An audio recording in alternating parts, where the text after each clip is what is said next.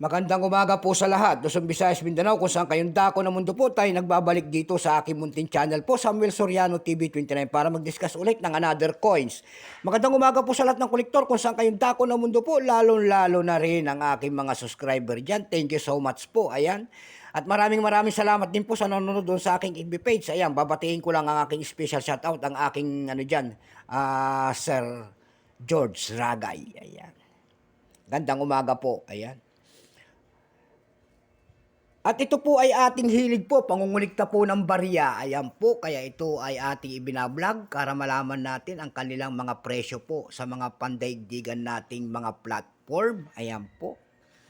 Yun naman pong hindi nakapag-subscribe dyan dito sa aking YouTube channel po at malaking tulong na sana yan. Ayan, dito sa aking munting channel po ang inyong gagawin. Tulad ng pagpindot sana ng ating subscribe button, like and share para ma-update po kayo sa mga latest ko pang gagawin mga video po.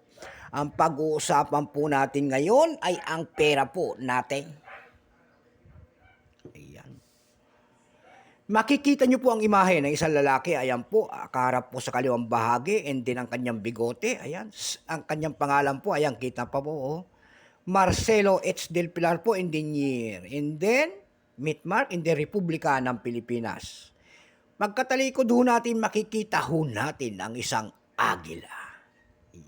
Agila, nakabuka ng pakpak, sikat na sikat yan dati. 50 centimos po, ayan. Kung tawagin ng ating mga scientific, tawagin niyang agila na yan, yan po ay monkey eating eagle. Pero ang scientific name niyan ay Pictopaga jeffrey. Ayan.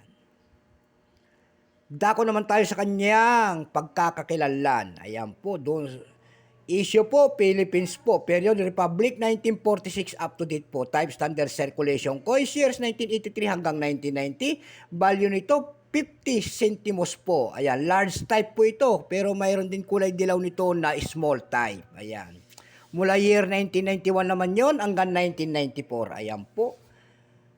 Currency nito, piso, 1967 up to date po. Composition po nito ay copper nickel. May bigat po itong 6 grams.